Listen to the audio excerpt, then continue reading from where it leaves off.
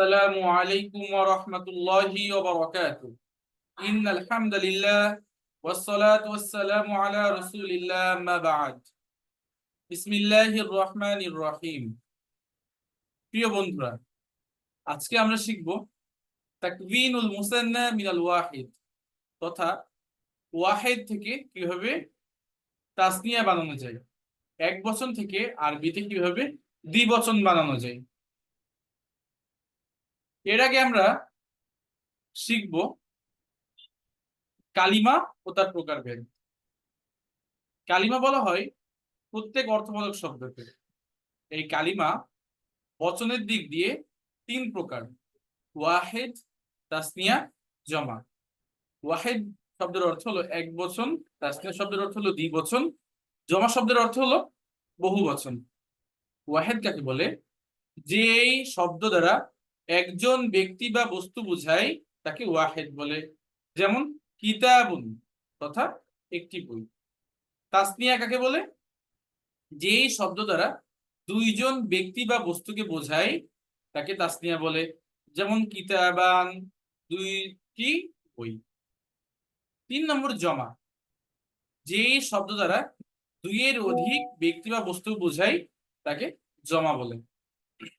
আজকে আমাদের শেখার যে টপিকটা সেটা হলো তাসনিয়া।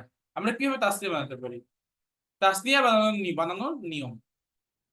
ওয়াহেদ বা এক বচন শব্দের শেষে আলিফ ও নুন যুক্ত করলে তাসনিয়া তথা দ্বিবচন হয়ে যায়। যেমন কিতাবুন থেকে কিতাবান, কলামুন থেকে কলামান। সিস্টেমটা একেবারেই সহজ। চলুন আমরা নিচে কিছু উদাহরণ দেখে আসি। সাইয়ারাতুন, একটি গাড়ি। সাইয়ারাতান, দুইটি গাড়ি। তবিবাতুন, একজন চিকিৎসক।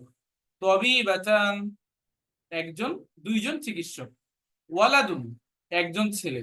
ওয়ালাদান, দুইজন ছেলে। লুগাতুন, একটি ভাষা। লুগাতান, দুইটি ভাষা। সদিকুন, একজন বন্ধু। সদিকন, দুইজন বন্ধু। তাজিরুন, একজন ব্যবসায়ী।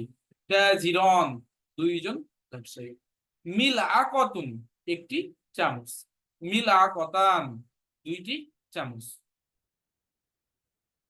মুদাররিসুন, একজন শিক্ষক। মুদাররিসান, দুইজন শিক্ষক। বাবুন, একটি দরজা। বাবান, দুইটি দরজা। ইসমুন, একটি নাম। ইসমান, দুইটি নাম। হাদা, এটা। হাদান, এই দুটি। হাদিহি, এটি। হাতান, এই দুটি। তুমি মনে রাখতে হবে হাজিহি যে ইসম ইশারা আছে, এই ইসম ইশারার যে তাসনিয়াটা হাতান হয়।